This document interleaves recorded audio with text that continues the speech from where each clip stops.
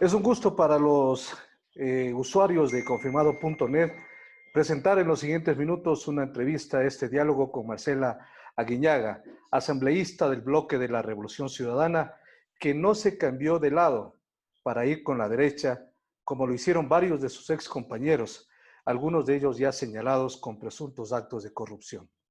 Marcela, bienvenida a confirmado.net, gracias por aceptar este diálogo y esta pregunta que puede ser muy general, muy abierta, pero necesaria. ¿Qué es lo peor que le ha sucedido al Ecuador en estos más de 3 años desde que llegó al poder Lenín Moreno con un plan de gobierno progresista, pero que en la práctica fue y es de una tendencia de derecha neoliberal? Bienvenida. Gracias, Marco Antonio, por el espacio. Primero decirte que lo peor que le ha pasado al Ecuador es la desinstitucionalización a todo nivel, ¿no? Hoy los ecuatorianos no tienen credibilidad o no creen, que es la palabra adecuada, no creen en las instituciones, no creen en la justicia, no creen en la función legislativa.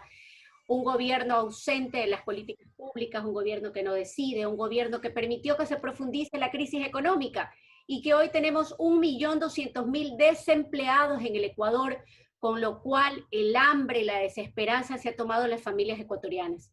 Creo que lo que peor también le pasó a la política, más allá del gobierno, es que permitimos que alguien llegue a las urnas, consiga nuestro voto con un plan de gobierno y cuando se sienta en Carondelet, toma ese plan de gobierno y lo desecha.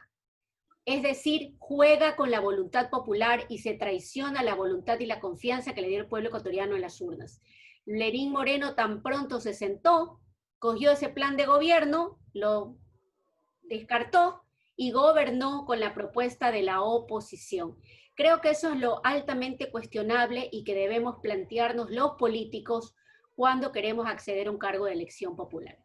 Vamos a ir delineando algunos puntos específicos, pero lo que ha sucedido también en estos 3 años y la pregunta que se hace el ciudadano común, ¿por qué a la revolución ciudadana o al correísmo no se le ha podido destruir? Si hemos visto, hemos sido testigos de todo un plan abrumador para acabar con esta tendencia política. Pero yo creo que es imposible destruir un proceso o un proyecto político que le mejoró y le dio calidad de vida a la gente. La gente sintió que antes, cuando iba a sacar su licencia o su cédula, documento básico para todas tus diligencias, lo podías obtener en 15, 30 minutos máximo con una atención de calidad. Cuando tú ibas de viaje y parabas en una gasolinera, los baños estaban limpios. Parece increíble, pero hemos vuelto a la degradación de la sociedad y hoy esos baños son una porquería y todo el mundo se queja. ¿Qué es lo que convirtió a la gente de alguna forma que sintió que se gobernó para ellos, con educación, con salud, generación de empleo, hasta los sectores más distantes, más diversos, que jamás habían quizás recibido una obra pública, llegaron las obras públicas? Es por eso que es muy difícil que quitar de la memoria, de la conciencia, del corazón de la gente a la revolución ciudadana. Y mira que hemos tenido 3 años de una embestida contundente, horrorosa, apresados, compañeros como Jorge Glass, sentenciado por la coyuntura y no por las pruebas de un debido proceso. Y tú ves ahora un proceso como sobornos, donde lo único que se busca no es buscar la verdad por parte de la fiscalía, porque eso es uno de sus roles, buscar la verdad, sino proscribir a un líder político que lo sigue queriendo la gente, que lo sigue reconociendo la gente a pesar de que está al otro lado del mundo y hace política a través de un celular. Es un caso de estudio realmente, Rafael Correa, en torno a su liderazgo. Por eso yo creo que la revolución es muy difícil que sea eliminada. La gente hoy añora la revolución ciudadana y antes estaba mejor. Hoy se preguntan cómo en 3 años el Ecuador es tierra de nadie ahora mismo. Que se diga que no se pueden controlar las cárceles porque están tomados por las mafias, que se diga que los ecuatorianos tienen que reducirse nuestros salarios porque es la única forma de no perder el empleo, cuando el Estado está ausente y que tú sientes que no tienes a dónde recurrir, te sientes huérfano. Yo creo que los ecuatorianos están sintiendo eso y hoy más que nunca añoran el proceso anterior y se preguntan y reflexionan antes estaba mejor. Hablemos también de lo que significó un punto de quiebre entre la Revolución Ciudadana, Jorge Glass, Rafael Correa, con el presidente Moreno, el origen del pacto con los Bucarán, denunciado precisamente por Jorge Glass y Rafael Correa.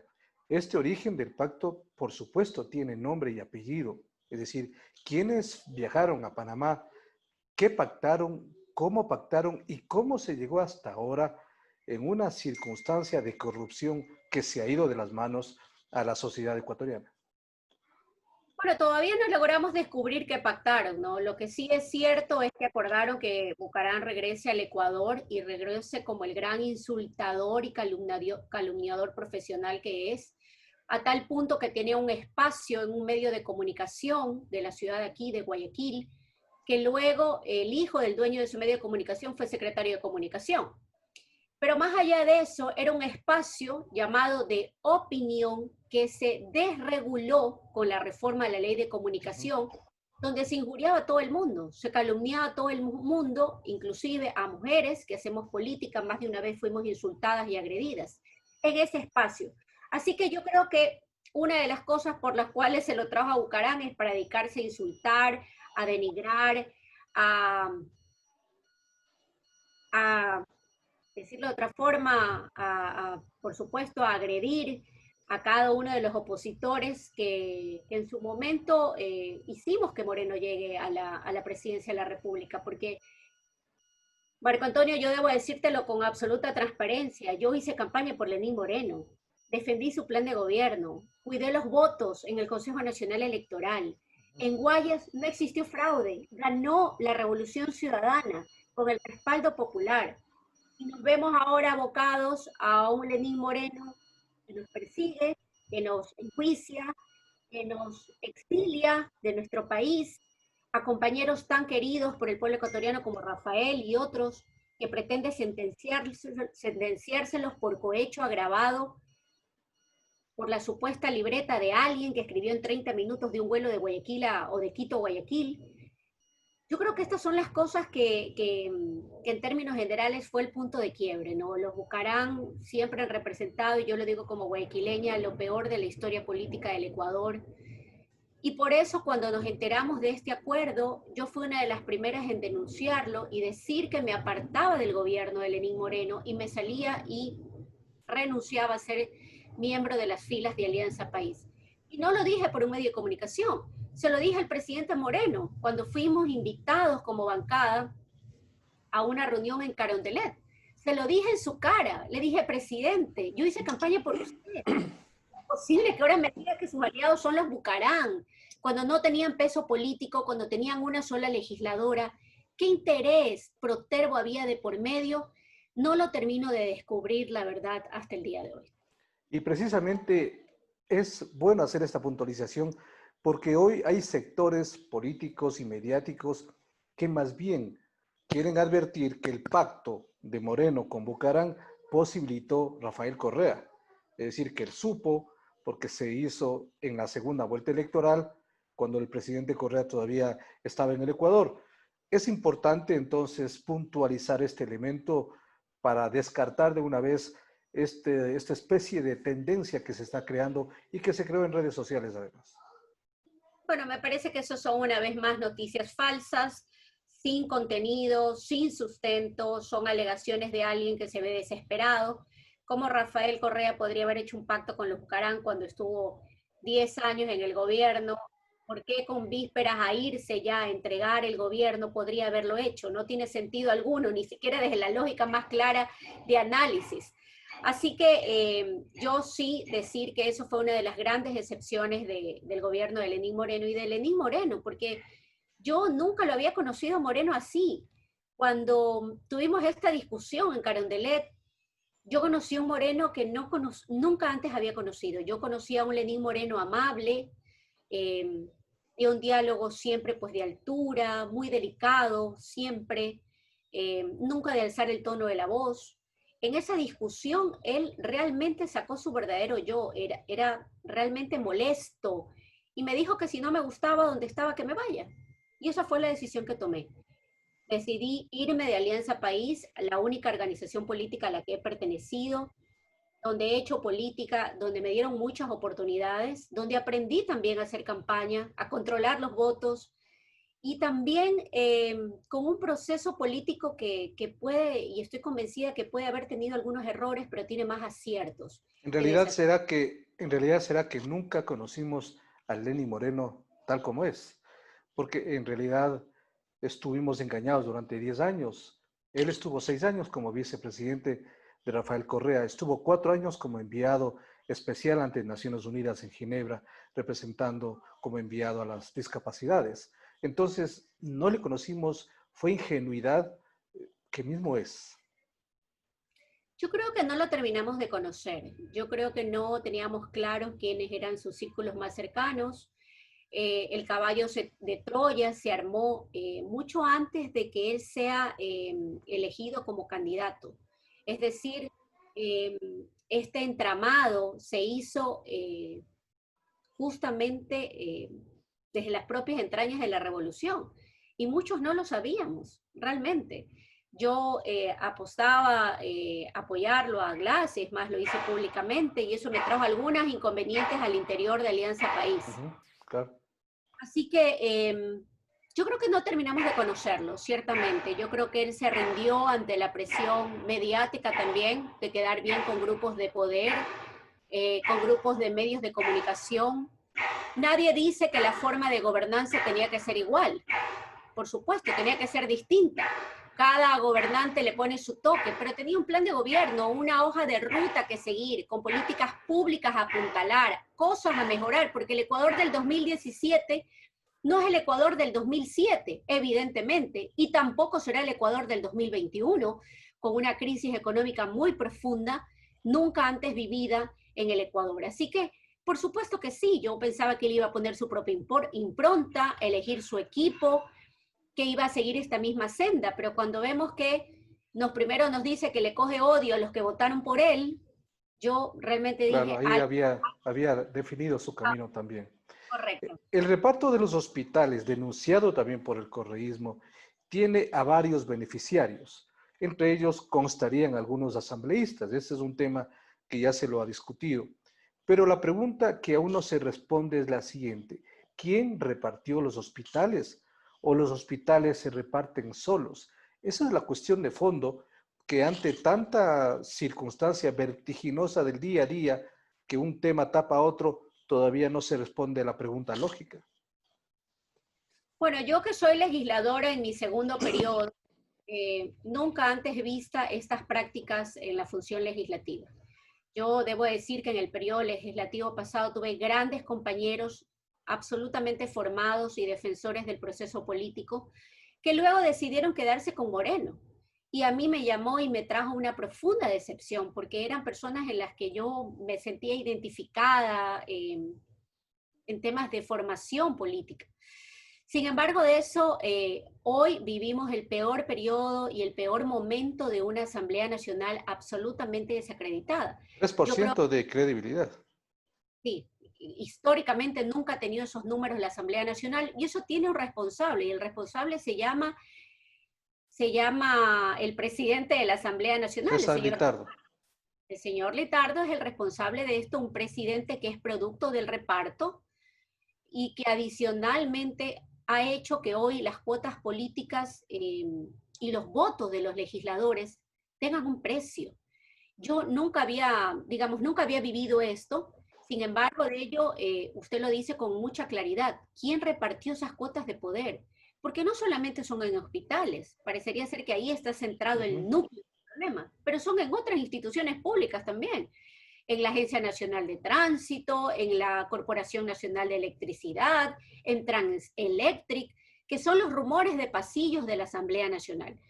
Pero un presidente de la Asamblea que no defiende la institucionalidad, que no permite la investigación, que tiene detenida más de 6 semanas, detenido un informe de la Comisión Multipartidista del caso del señor Daniel Mendoza, tú te das cuenta que no quiere una depuración.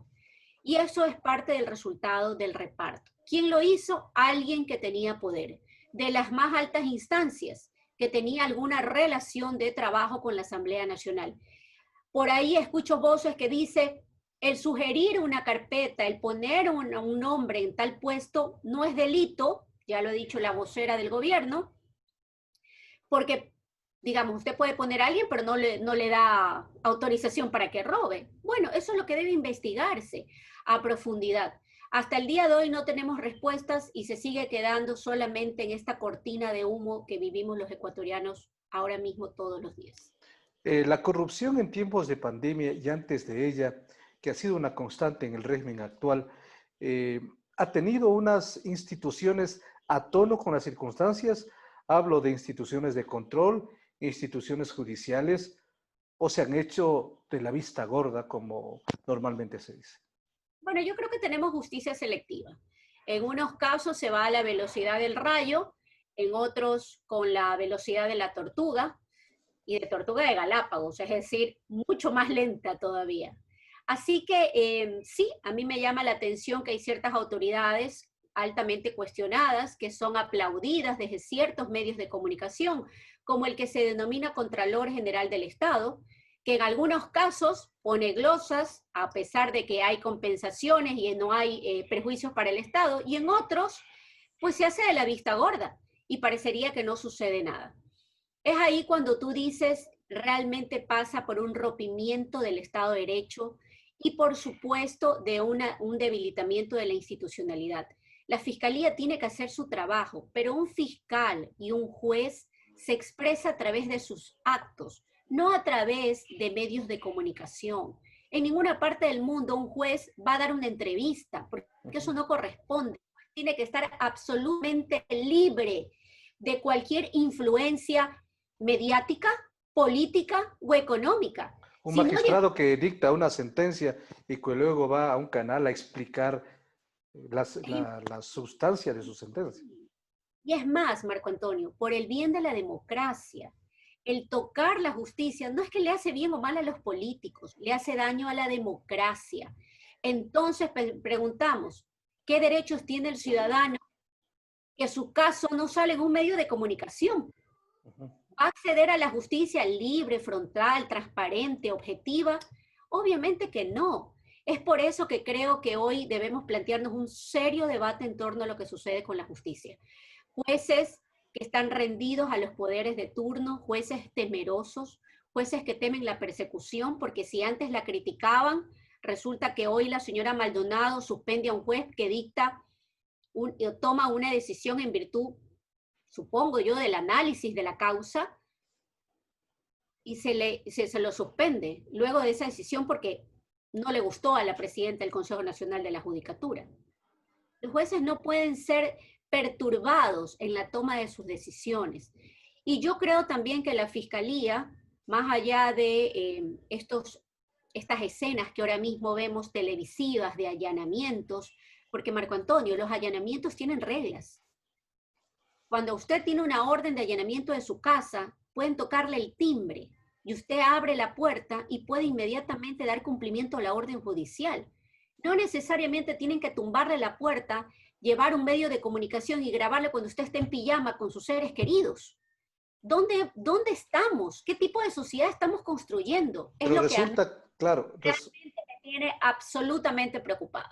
resulta que justamente la fiscalía dice que no sabía que estaba un camarógrafo de un canal de televisión de Teleamazonas, que se vio sorprendido y cuando lo vieron que era de Teleamazonas, de un canal de televisión, le dijeron que se aparte. Pues en las tomas se ve claramente al fiscal junto al camarógrafo prácticamente. Entonces ahora la ministra Romo también dice que ella se quejó ante el canal por esta circunstancia. Entonces eso también quedará en la nada. Bueno, que no nos crean tontos, esto no pasa así. El medio de comunicación entró con la autorización de alguien. Más allá de que cuestione o no cuestione la posición del medio, eh, es evidente que alguien autorizó. Y el que es responsable del operativo es la fiscalía para dar cumplimiento de una orden judicial. ¿Quién lo acompaña? La policía, por supuesto, es la coordinación interinstitucional.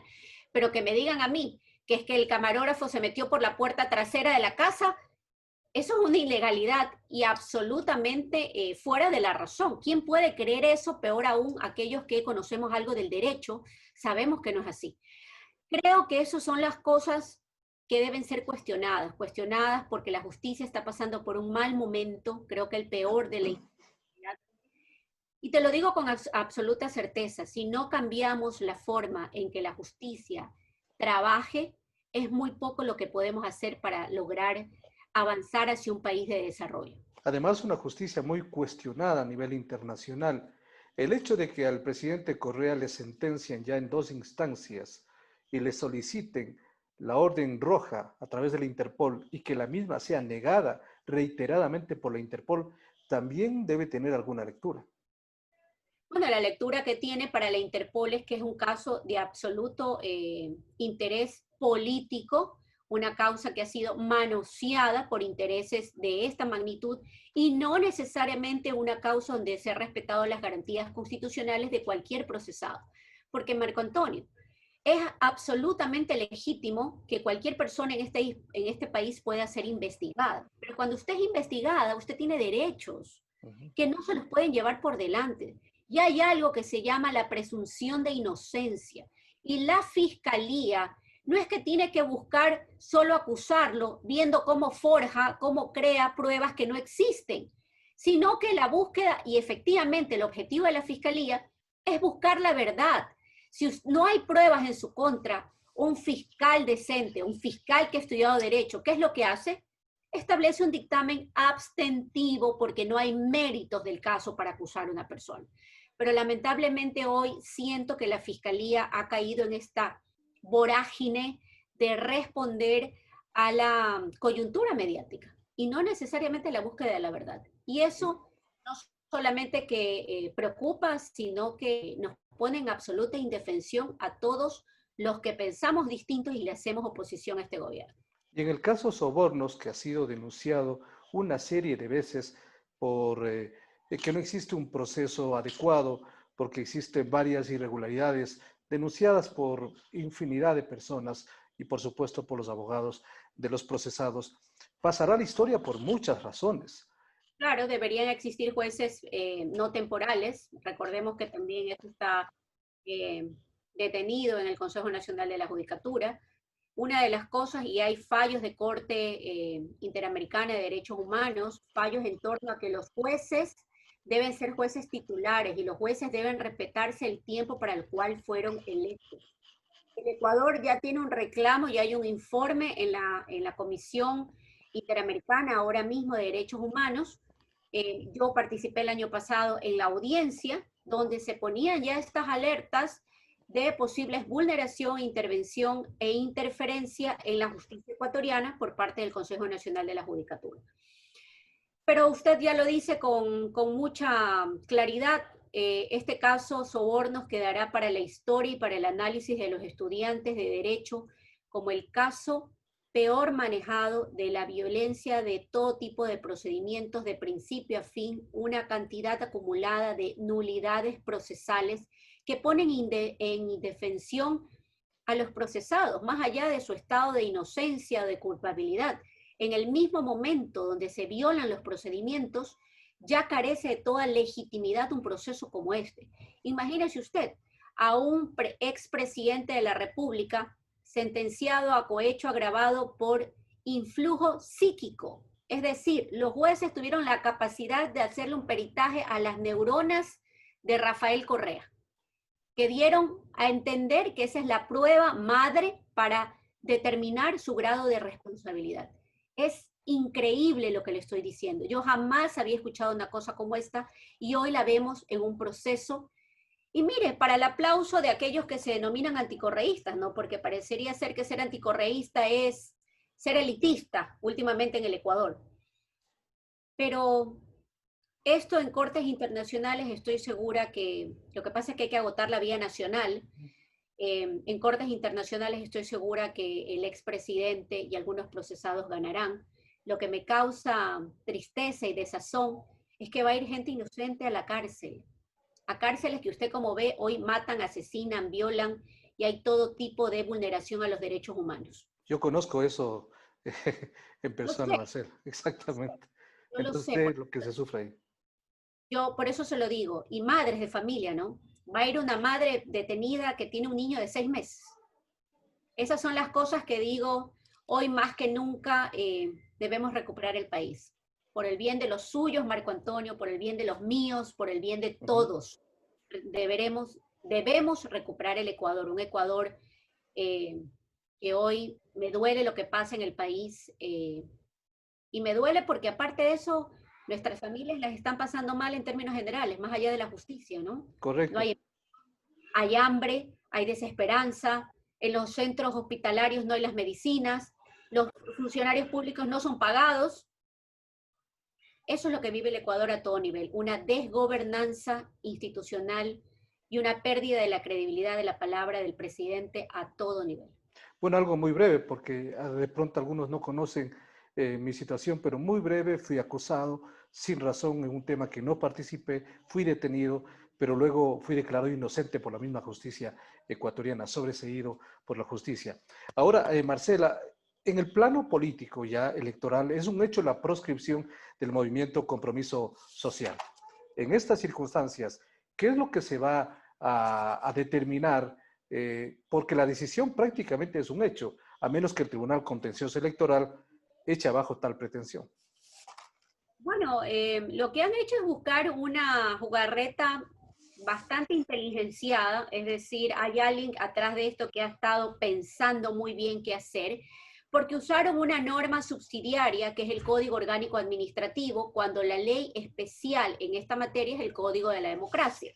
Se buscaron una figura de suspensión del acto administrativo, con lo cual nos dejan sin vida jurídica, digamos, temporalmente estamos suspendidos. Uh -huh. Sin embargo, de ello, juegan una vez más con esto, dan 10 días para que presentemos pruebas de descargos, las hemos presentado, y luego abren un periodo de prueba por 30 días, cuando el calendario electoral dice que al 23 de agosto tienen que estar realizadas las primarias en cada organización política.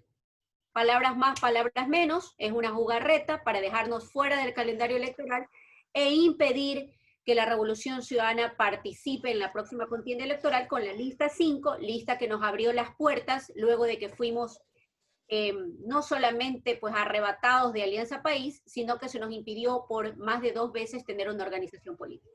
Ahora, ¿cuál es el plan B, el plan C de una corriente como el correísmo, que paradójicamente es la principal fuerza política, lidera las intenciones de voto, no tiene seguridad de participación, no tiene candidato? Es algo increíble lo que está sucediendo. Bueno, candidatos tenemos y tenemos O sea, no candidatos tiene elegido el candidato aún. hombres y mujeres. La lista principal en su momento se anunciará. Entiendo que se está haciendo la valoración pertinente, porque recuerde usted que a pesar de que tenemos un voto duro que enfrenta la pesadilla de la traición, también es cierto que tenemos que abrir para poder abarcar a otro tipo de votación que crea hoy mismo en el proyecto que planteamos y cuál es el modelo de país que nos vamos a disputar. Un presidente o presidenta que gobierne para la gente o uno que gobierne para la banca, como hoy está sucediendo, y para los grandes capitales. Eso es lo que nos vamos a disputar. Por lo tanto, claro, las argucias legales, las leguleyadas, un vocero de alto nivel del Ejecutivo amenazando a quien quiera que sea candidato correísta, diciendo, bueno, todavía no estás preso, pero vas a estar preso. Exacto. Y hace notar que que todavía no hemos madurado a nivel político, ¿no? A los adversarios políticos se los derrota en un solo escenario, y es en la contienda electoral, con votos. Cuando los ciudadanos ya no creen en un proceso, no creen en un liderazgo, no votan por él. Los ecuatorianos lo que menos son es tontos, los ecuatorianos son sabios, entienden cuando hay comida en casa, cuando hay empleo, cuando hay oportunidades, cuando sus hijos tenían uniformes en las escuelas. Hoy, un padre pobre, y se lo digo de una ciudad como la ciudad de Guayaquil, de Monte Sinaí, resulta que no tiene una tablet, pues, ni una computadora para que sus 4 hijos estudien. Tiene un teléfono simple, que quizás tiene WhatsApp, que es lo que quizás por ahí le mandan los deberes, pero que los chicos realmente están perdiendo la calidad de la educación pública y al Estado no le duele. El Estado no pudo haber cogido y entregado las tablets para los chicos o darles medios de comunicación alternativa. No, no puede. No le interesa siquiera, no le duele. Eso es donde nos encontramos ante un Estado absolutamente ausente. Es ahí cuando tú te das cuenta que le tienen miedo a la revolución ciudadana. Por eso es que buscan todas estas argucias, todas estas artimañas, toda esta vulneración de los derechos. Porque, querido Marco Antonio, la participación política es un derecho humano. Yo tengo derecho a hacer oposición o no al gobierno de turno. Es decir, la gente debe tener varias opciones para votar por la que la gente considere, no porque o por lo que el poder quiera hacerlo. No por el poder, porque traten de cubrirse, porque debemos entender que el dolor que viven los ecuatorianos hoy hace que todas las organizaciones políticas veamos el futuro como una esperanza de tener mejores días. No podemos seguir en esta suerte de ruleta de vendetta política, no podemos, porque insisto, quien sale dañada es la democracia del Ecuador. Hoy yo creo que vivimos una dictadura de pleno facto, donde se vulneran derechos, donde se impiden la participación de la oposición, donde se proscriben a líderes políticos, donde se encarcelan al que piensa distinto, donde se ponen grilletes a 3 dirigentes de la Revolución Ciudadana porque supuestamente estuvieron en un delito de rebelión con armas, que hasta el día de hoy ni siquiera tienen una audiencia preparatoria de juicio. Esto es lo increíble que está pasando. Compañeros míos que están hoy asilados. El padre de mi compañera Gabriela Rivadeneira, a quien le hicieron un show mediático acusándolo de lavado de activos, y hoy ha sido declarado inocente. Bien por el Ecuador y por ese juez que ha tenido la valentía de hacerlo. Pero don Pedro, su honra fue dilapidada y no le importó el dolor y las lágrimas que le generaron a su familia. Porque Marco Antonio, primero mi solidaridad con usted y su familia, porque usted ha sido declarado inocente, pero las lágrimas de los suyos, ¿quién se las van a devolver? Los días de angustia, de desesperación, donde uno tiene terror de despertar quizás, o mejor dicho, quisiera despertar lo más pronto de esa pesadilla. Así que eso es lo que hoy vivimos en el Ecuador. Ojalá, y me equivoque, tengamos elecciones, porque eso es otro de los escenarios que Claro, puede ser. otro escenario. Ajá. Recordemos que es un plan geopolítico, no solamente nace de las entrañas de Bolivia. Cuidado con eso y nos perdamos.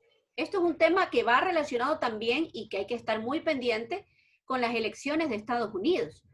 Ya vemos usted las disputas entre Trump y Biden, Biden que acaba de elegir a una extraordinaria candidata a la vicepresidencia como Kamala Harris, una ex senadora. Bueno, creo que es muy importante que demos seguimiento a lo que pasa, porque Estados Unidos tiene intereses en América Latina y es aquí cuando hay esa vulneración del Estado participativo en el propio sistema eleccionario al cual tenemos derechos los. Finalmente, Marcela, ¿usted es precandidata, está lista para subir en caso de que se pueda elegir presidente Correa y todo este buró que tiene que tomar una decisión, considerando no solamente a quienes han sido parte de su círculo político durante varios años, sino, como usted ha mencionado, ampliar el horizonte para que profesionales o personas de otros sectores del progresismo también sean parte de la papeleta? Bueno, sí, yo creo que es hora de unir esfuerzos. La tendencia del progresismo del centro a la izquierda tiene que fortalecerse hoy más que nunca entre la realidad tan compleja que vive el Ecuador, con madurez, con altura, con serenidad. Porque dice el señor Isa, es momento de que la Revolución Ciudadana haga la autocrítica. Sí, la autocrítica siempre es favorable, casa adentro, por supuesto, al interior, viendo en qué se falló, en qué no, por qué se confiaron en las personas que no debieron confiarse, entre otros. Pero no nos podemos quedar en la autocrítica. El momento histórico del Ecuador demanda avanzar. El Ecuador está ávido de propuestas, de que le respondan a ese padre de familia cómo va a pagar su crédito hipotecario, cómo va a conseguir trabajo, cómo su hijo becario que está afuera y que recibe una manutención estatal, hoy está en el desamparo porque el Estado no les paga. El Ecuador necesita respuestas. Por eso es que la tendencia tiene que fortalecerse con madurez, con desprendimiento. Yo quiero decirle que mi nombre ha circulado como una precandidata. Yo he sido una fiel y convencida de este proceso Y por eso estoy aquí. Y lo he defendido porque creo que la Revolución Ciudadana tiene más aciertos que desaciertos y es sangre viva de los ecuatorianos ahora mismo. Así que Marcela Guiñaga estará en el lugar que me demande la historia. Si es acompañando al binomio, ahí estaré. Si es acompañando a la coordinación de Guayas, lo haré nuevamente. Creo que es indispensable devolverle la esperanza a los ecuatorianos en estos días tan oscuros y tan desesperanzadores. Marcela, muchas gracias. Finalmente, ¿cuándo se conocerán los nombres? ¿Cuándo se establecerá ya la lista de candidatos para presidente, vicepresidente y otras dignidades como asambleístas en el país? Bueno, yo creo que esto no pasará del día 22 De agosto. de agosto. Estoy perdida en las fechas. Del 22 de agosto, porque recuerde usted que el día 23 se cierran las primarias y aquel que no haya hecho primarias no podrá inscribir candidatos a partir del 17 de septiembre. Así que estaremos listos. La Revolución Ciudadana tiene grandes cuadros, hombres, mujeres, jóvenes, porque hoy día hay que cumplir la cuota del 25% de jóvenes en las listas y también encabezar listas con mujeres. Creo que es un gran desafío y estamos listos para enfrentarlo. Gracias, Marcela, por atendernos en esta oportunidad, muy gentil. Un Gracias. abrazo. Hemos conversado con Marcela Guiñaga, asambleísta del Movimiento de la Revolución Ciudadana. Además, es precandidata a la presidencia de la República o alguna dignidad que se establezca en su momento determinado. Gracias a ustedes también por atención. Hasta una próxima oportunidad.